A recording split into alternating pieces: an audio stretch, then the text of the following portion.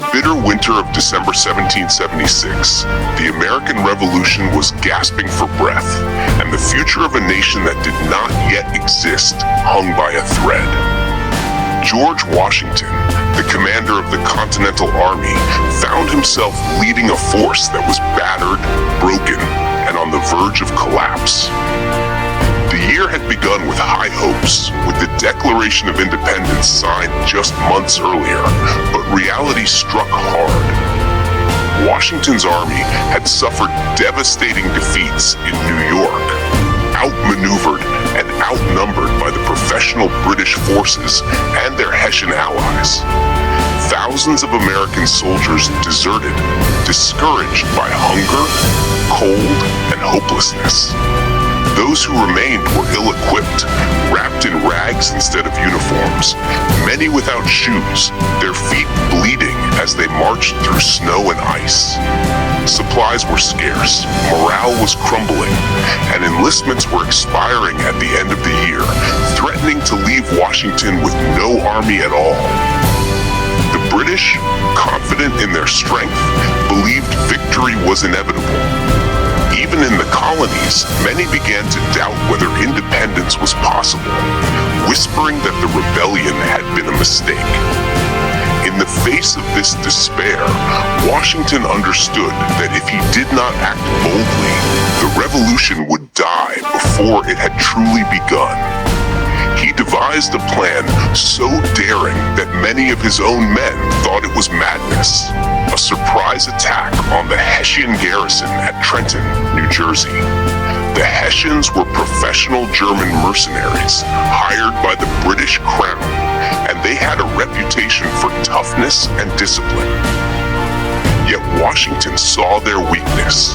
Overconfident and far from home, they relaxed during the winter, certain that no one would dare to attack in such brutal conditions. Washington intended to prove them wrong. His strategy was to lead his army across the icy Delaware River on Christmas night, striking the Hessians at dawn when they would least expect it. The plan was fraught with danger. The river was swollen with winter storms, choked with chunks of floating ice, and whipped by freezing winds. The weather was so harsh that even seasoned sailors doubted whether the crossing was possible. If the army failed to make it across, or if the Hessians discovered the plan, the revolution would be crushed and Washington himself might be captured or killed.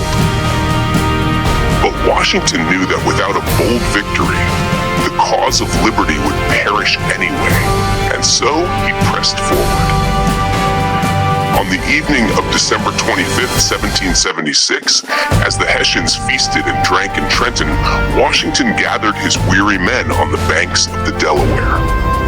They had marched for miles in the snow, many with only rags bound around their frozen feet, their bodies weak from hunger. Yet they followed their commander, drawn by his unshakable presence. Boats were prepared, guided by experienced watermen from the Pennsylvania militia, and the crossing began.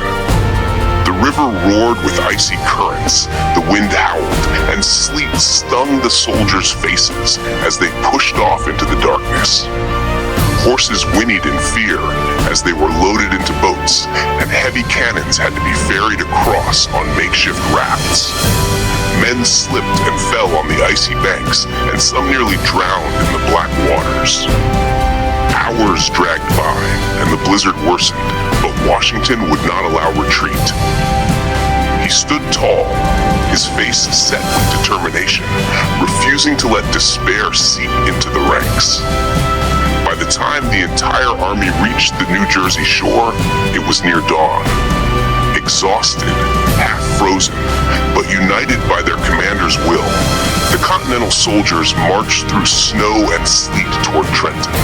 Their muskets were damp, their bellies empty, yet they carried with them the hope of an entire nation. As they closed in on the town, the Hessians slept, believing themselves safe after a night of Christmas celebration. At sunrise on December 26th, Washington gave the order to attack. The Americans stormed the streets of Trenton with a fury born of desperation. The Hessians, caught off guard, scrambled to form ranks, but it was too late. Cannon fire echoed through the icy air, musket shots rang out, and Washington's men pressed forward with unstoppable momentum. Within an hour, the Hessians surrendered. Nearly 1,000 enemy soldiers were captured, along with their supplies and weapons, while the Americans lost only a handful of men, most to exposure rather than combat. The impossible had been achieved. The starving, broken Continental Army had defeated a professional force, and Washington's gamble had paid off. The victory at Trenton was more than a battlefield triumph. It was a turning point that saved the Revolution. News of the bold strike spread like wildfire through the colonies, lifting spirits that had sunk to despair. Men who had doubted the cause now believed again, and new recruits flocked to Washington's banner. Enlistments were renewed, and the army that had seemed on the verge of vanishing was reborn with fresh energy. Across the ocean, foreign powers took notice, realizing that the Americans might truly have a chance at independence. The gamble at Trenton, followed days later by another victory at Princeton, shifted the momentum of the entire war. Washington had not only saved his army, he had saved the Revolution itself. Looking back, historians agree that without the crossing of the Delaware and the surprise attack at Trenton, the United States might never have come into being. It was not just a military maneuver, but a moment of destiny, a testament to the power of courage in the face of despair. George Washington is remembered as the first president, the father of his country. But before all that, he was a gambler who risked everything when all seemed lost. In the darkest winter of the Revolution, when hope had nearly vanished, one freezing night and one desperate decision changed the course of history. Washington's greatest gamble was not only the salvation of his army, but the birth of a nation that would one day call itself the United States of America.